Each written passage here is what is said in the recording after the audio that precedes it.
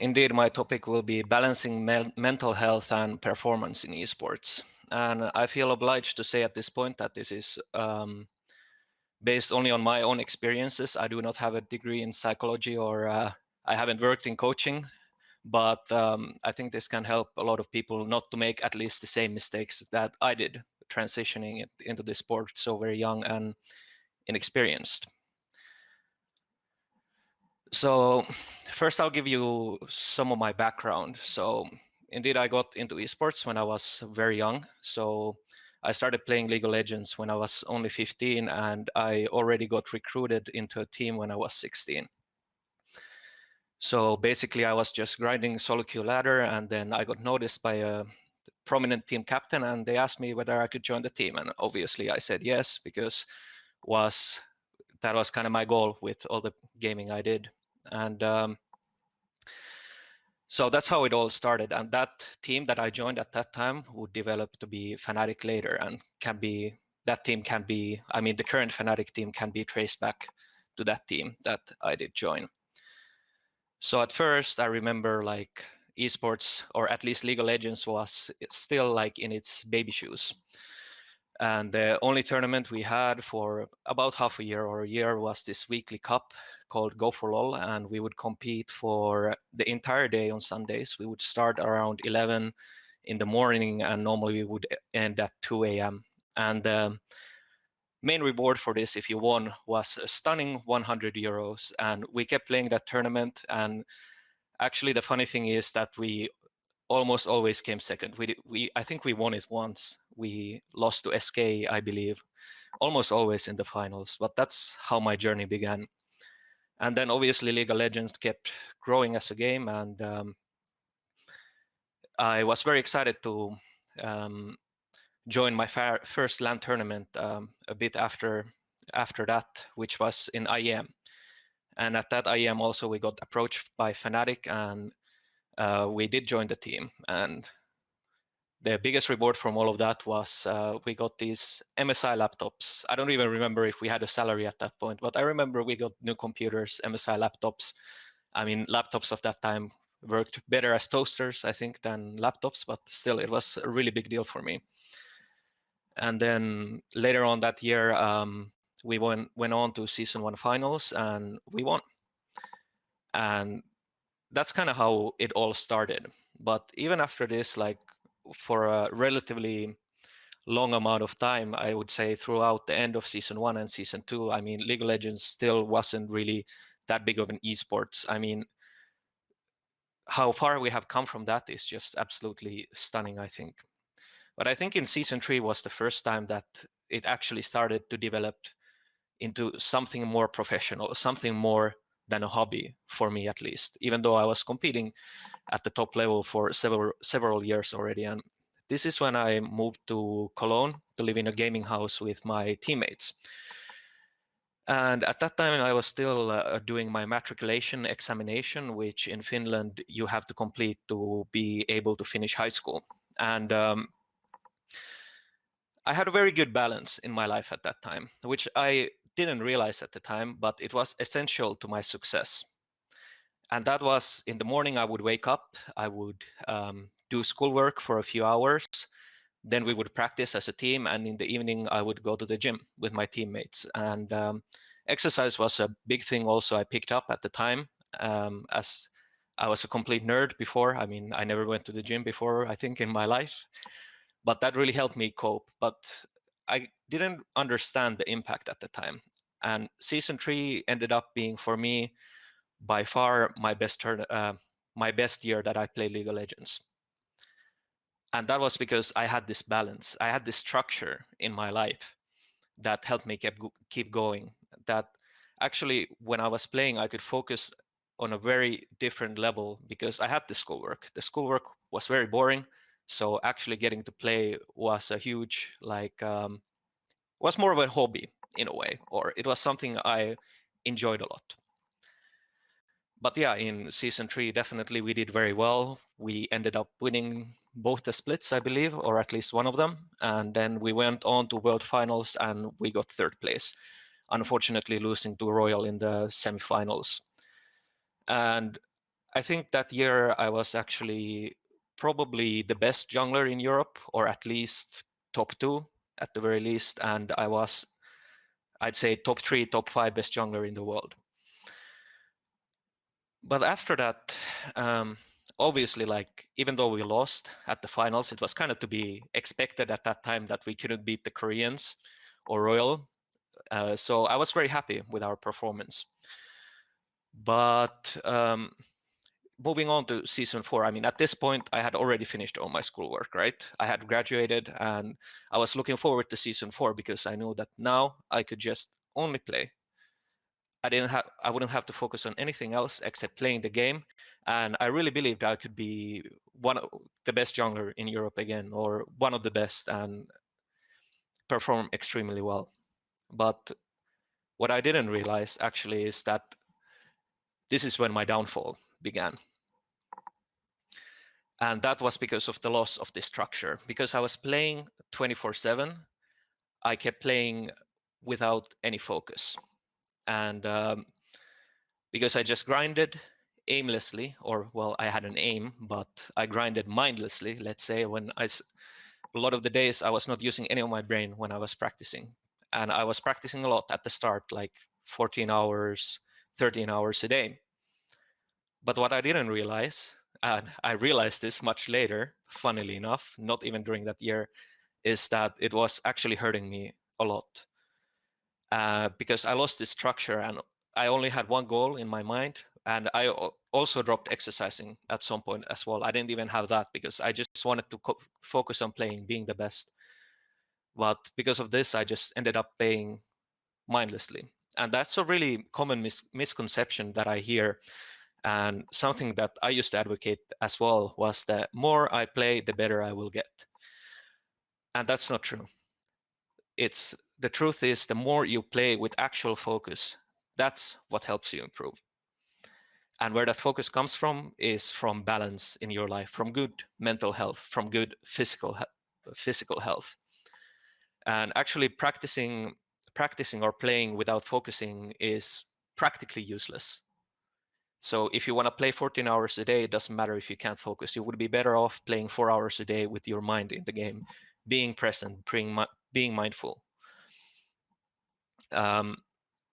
So yeah, that's something that I lacked. And this ultimately led to me quitting playing professionally as well after 1 year. In season 4, of course, I kept practicing, and instead of getting better, I got worse. And I didn't fully understand at the time why was that. And that, of course, made me very depressed. And because I was depressed, I had bad mental health, I played worse. It's a vicious cycle, right?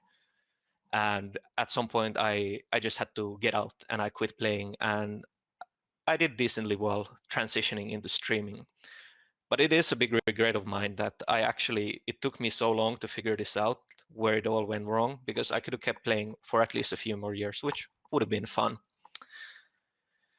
And this is something also I've discussed with Cyril, who of course is a very successful Finnish StarCraft player. And I discussed with him that I asked him that, how much do you spend a day on practice? And he told me, I don't remember the exact amount, but it was from somewhere to 6 to 8 hours.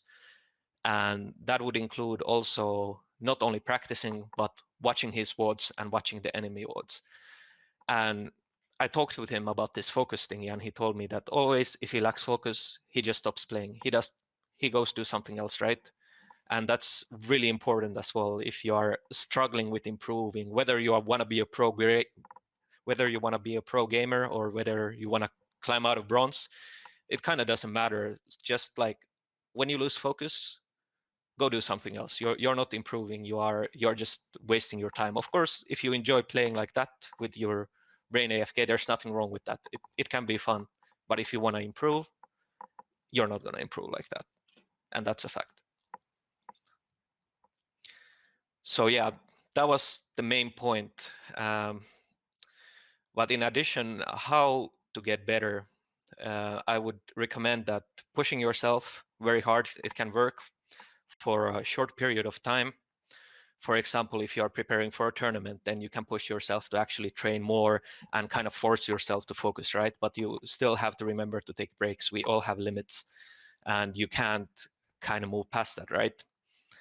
So especially if you train very hard, you have to take a break at some point. I mean, it's the same with work life, with anything. If you just keep working 24/7, you're just going to get burned out, which is a very big problem, not only in esports, but everywhere.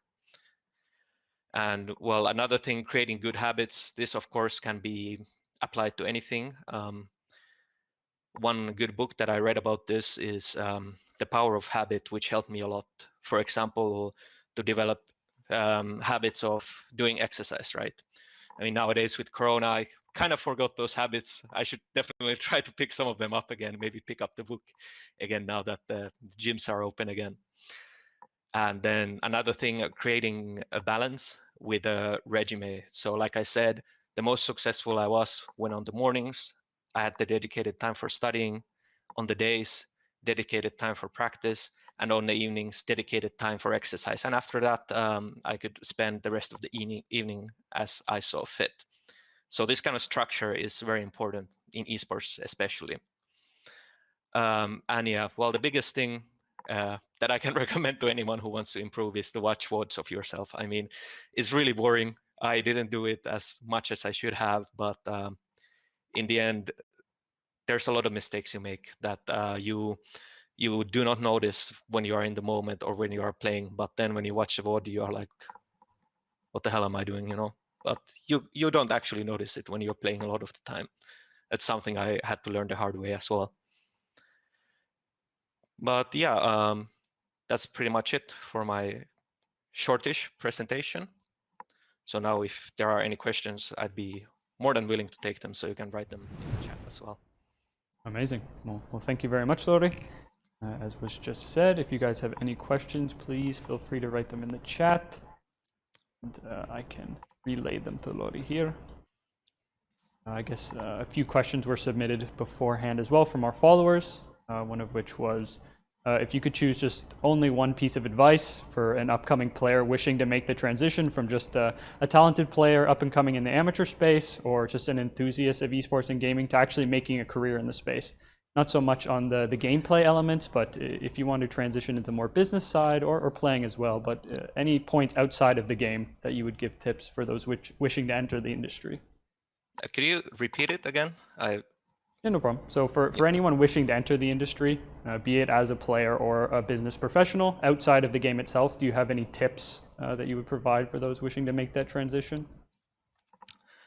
To make a transition, yeah, from, I guess, like, I mean, a good way would be if you're in school, right, then to do your work placement at an esports company would be something I recommend. But if you actually want to make the transition, well, as a player, if you want to become a pro player, then I would recommend just not dropping everything and actually focusing on what's important in life. And then if you are gonna have the passion for the game and you're gonna be really good, then success is gonna follow. And this kind of joining first like amateur teams and then using these kind of channels to get to the top can be very easy. And then on the business side, I suppose I don't have any good advice, except maybe you can look into jobs online. Yes.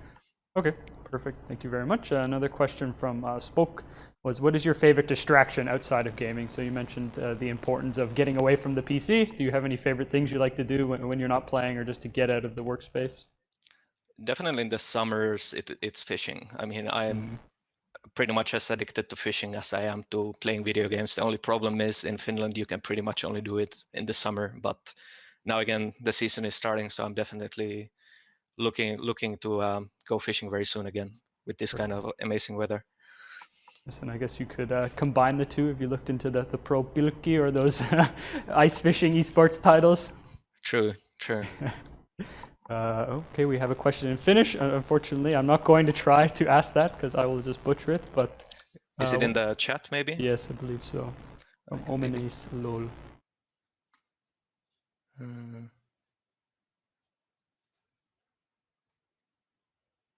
Bit up there, like 5 or 6 previously. I can't actually find it. It's fine. Let's just skip that one. Sorry, man. It's all good. If you like, you could type it in English again, and then I can send it over. But another question here is, what would you do different if you had the chance to start your esports career all over again? Well, definitely like becoming a player again is not something I'd do at this point, I don't think. I mean, of course, if we take some kind of a like ridiculous example that a team would approach me now and tell me that, all right, man, we're going to pay you $1 million a year to join our team and come play, I'd probably have to say yes to that. But in general, I mean, it's very time consuming and it takes like a lot of aspects out of your life that you otherwise would have, like actually having to move somewhere else. I mean, I have all my friends and family here in Finland, and I do enjoy spending time with them. But let's say if I were to do it, it would be definitely, I mean, the entire focus thing, that I'd use my time way more effectively and just make sure that every single second I spent playing, I would be focused and not wasting my time, right? Yeah, exactly. All right, question from Jaukku. How would you value team practice versus individual practice? Is one more important than the other? Team practice is way more important, I think. I mean, individually, you can focus more on the stuff like mechanics and stuff like that. But I mean, team practice is where my money's at, for sure. Okay, perfect. So go Janos, if you're looking to make your professional career outside of teaching, then that's some advice for you. A fishing question, actually. What is the biggest fish you've ever caught, and what type was it? Well, I mean, I've tried to fish for salmon a few times without any success, unfortunately, except getting my line stuck at the bottom of the river. But the biggest fish I've caught would be an 8-kilo pike and like a 4.5-kilo zander. So those two for sure. Awesome. Very nice. A question from Unicorn Lord MTG. What do you think needs to be improved in the support structure of current esports, either the CSGO circuit and or franchises like LoL? Well, I think they've improved a lot on it recently. Like for sure, like if they had that kind of structural help in place when I played, as they have now, I probably could have gotten some help as well, right? But I mean, when I was still playing, we were still learning everything about the actual psychology of esports. But I think at the moment, a lot of the teams, especially the top teams, are in a rather good place in terms of the psychological help, right? That's my understanding, at least. Mm-hmm. Very awesome. And then from that similar topic of mental health in the space, how would you give advice on overcoming your failures, or even oppositely, if you are seeing success in your career, how do you not let it get to your head? So either one of those. So there's like two different questions, right? Like overcoming your failures. Well, I mean, you just gotta move past them, right? I mean, what's happened, and the important thing is that you learn from it, and in the future you are gonna be better, right? And not make the same mistakes. Mm-hmm. I mean, it was very generic advice, but it's true, right? And what was the other one? If you are seeing success at this point in your career, how would you not let this get to your head? Well, I mean, definitely, I don't think I would consider myself ever to be a person that let the success get into his head. Mm-hmm. And I think a lot of esports athletes are kind of humble, but I don't know, it could be just some kind of a personality trait, I suppose, if you do let it get into your head and get a bit cocky. But that can also be like a part of your online brand, right? So Yeah, exactly. Okay, well, I don't think we're going to take too much of your time, so we'll do one more question here. I guess a very important one from Tobalol. How amazing of a person is Matti Orva on a scale of 1 to 10? Matti. Well, I'll give him a 10, all right. All right, a 10 he's for a solid Matti. 10. In looks as well. A very handsome man. Perfect. Well, thank you very much. We still have questions flooding in, but I know you're a busy man, so we won't take more of your time. We can take a few more if you want. All right, here we go. 3 more? Yeah, 3 more. Let's go. What are your future plans? What are you doing these days, and do you have any new ventures in the future? Yeah, so I mean, I spend a lot of my time doing the streaming stuff, and then after that, I got my degree, or I'm very close to getting my degree right now um, in international business administration. So, but yeah, there's some big announcements coming quite soon. So I don't want to spoil it right now, but yeah, if you want to follow me on Twitter or something, then there's something definitely coming very soon. Perfect. And I guess a similar question, when will you start streaming League again? I think a lot of people are interested in seeing that. Do you have any plans for that in the near future, perhaps? Yeah, like streaming League is something that I've wanted to do a few times and was very close to doing it, but I feel like streaming in general requires the kind of consistency that I don't have the time to do right now. It's also not that great if you like stream for a week or something, then you rack up a few subs and then you just quit, right? I mean, I don't think that's great. So sometime when I have time, at least doing some other kind of content could be very fun as well, but I just have to think about what could it exactly be, right? Yeah, exactly. All right, we're getting, I believe we were rated by Angelica, so thank you very much, Angelica. A lot of hype in the chat for Lauri here. If anyone has any last second question, we can perhaps take one more before we go, but if not, give you 1 second. Okay, final one from Yauko, no more anyone. So what do you think are the most important things in terms of education? So example, what is a must-have in an esports business degree? Must have in an esports business degree.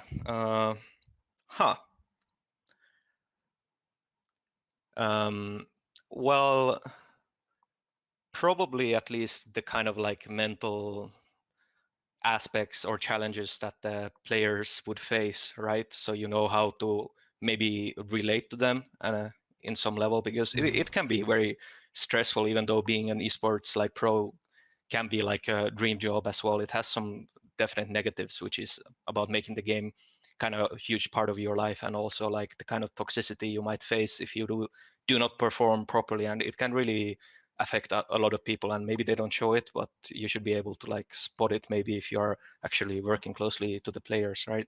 Yeah. Okay, awesome.